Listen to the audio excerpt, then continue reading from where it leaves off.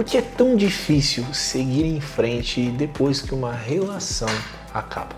Eu sei, é muito comum nós associarmos essas coisas à dependência emocional, imaturidade e até mesmo a ideia de que nós somos mais do que um relacionamento. Mas também existem casos em que isso é muito pouco para explicar o sentido do amor e o quanto uma perda ela realmente pode doer. Eu me recordo de uma passagem de um livro escrito pelo Viktor Frankl. Inclusive li esse livro indo para Auschwitz, os campos de concentração lá na Polônia.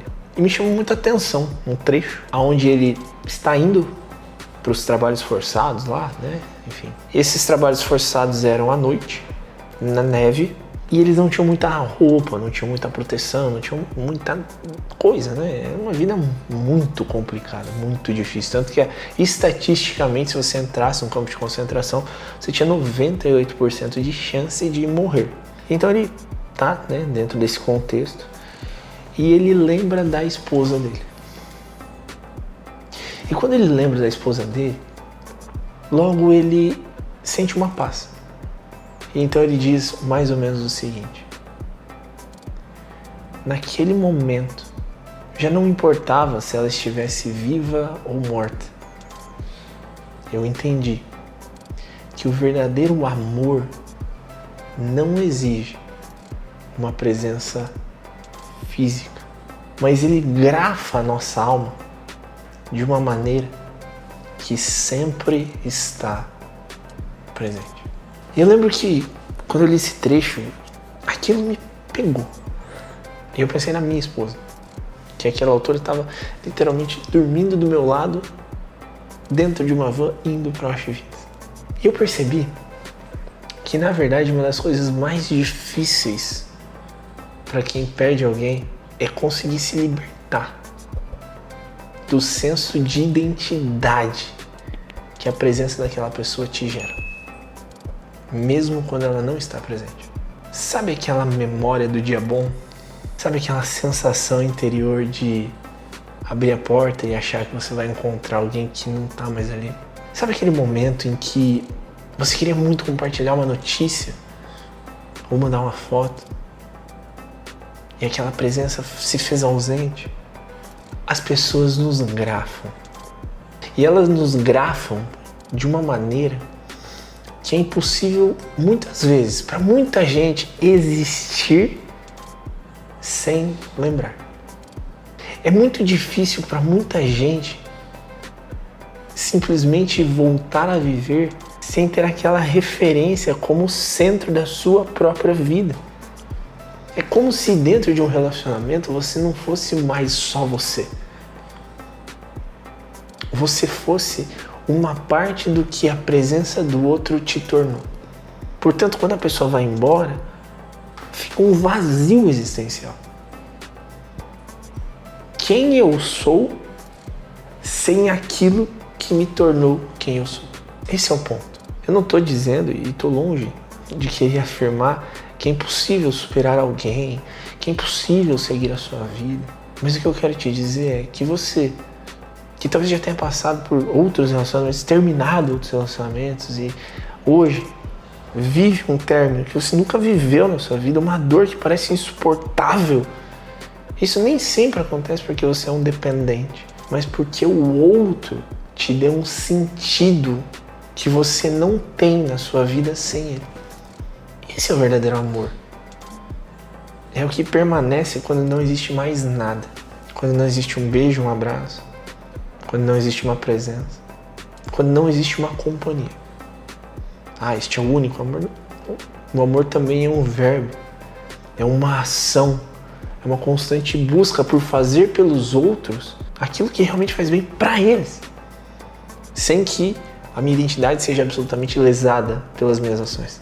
Mas é tão difícil superar para muita gente, porque isso não é simplesmente um processo de seguir a vida, mas de aprender a viver de novo. De ir aos pouquinhos substituindo aquelas referências que antes eram sólidas.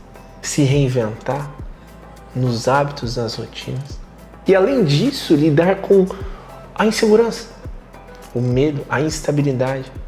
de talvez nunca mais ter uma presença que marque como a última que passou.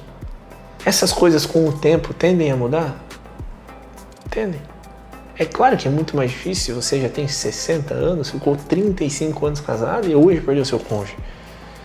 Mas para a maior parte das pessoas, entre os seus 30 e 40 anos, depois que terminou um relacionamento ou sai de um casamento, é plenamente possível você se reinventar, você se recriar, você se reconectar. Só que será necessário um processo de redescoberta pessoal. E esse processo começa justamente com a sua capacidade de responder quem é você, sem que isso a todo momento traga referências da pessoa que te tornou quem você é hoje. É claro que algumas marcas vão ficar aí para sempre, né?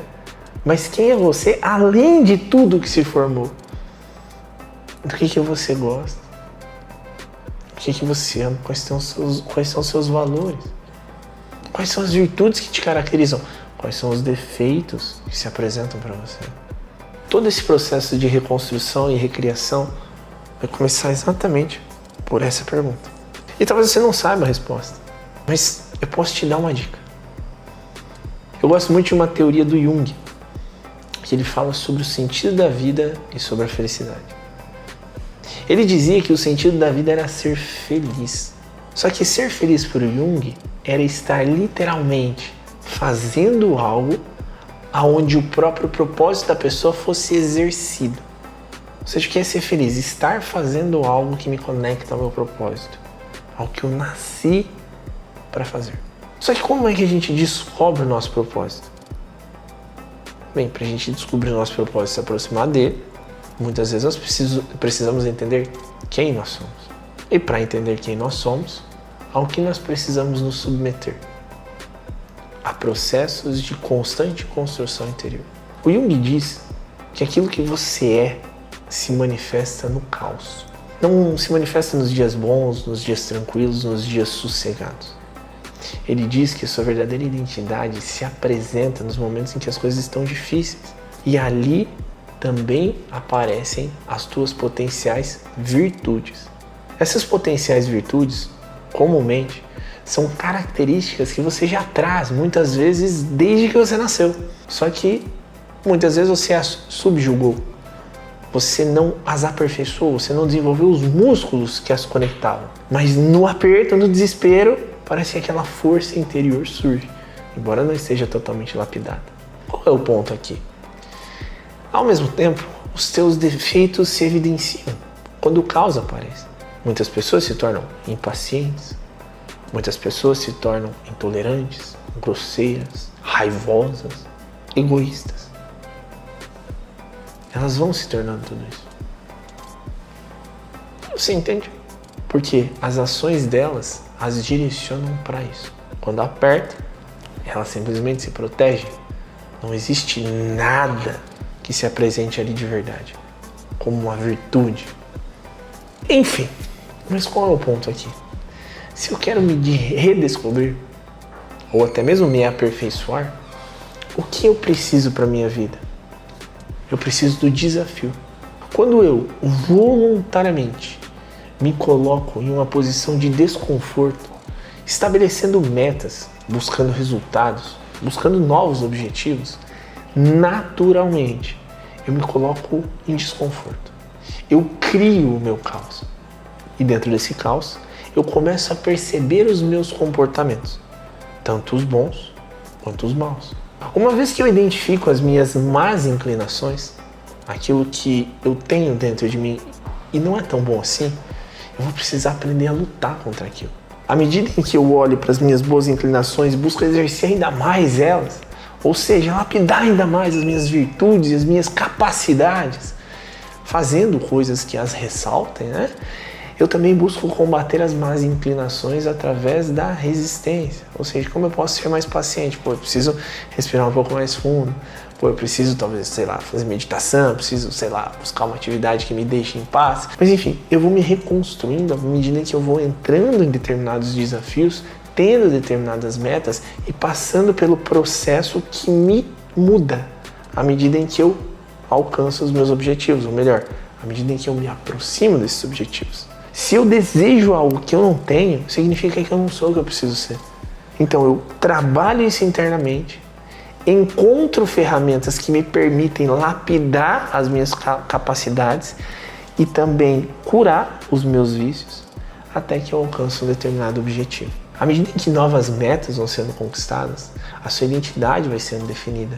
Porque você bateu tanto na construção de algumas virtudes, buscando os seus objetivos, e bateu tanto na sua busca por se tornar melhor, combatendo as suas inclinações e os teus vícios, que devagarzinho o propósito vai se mostrando.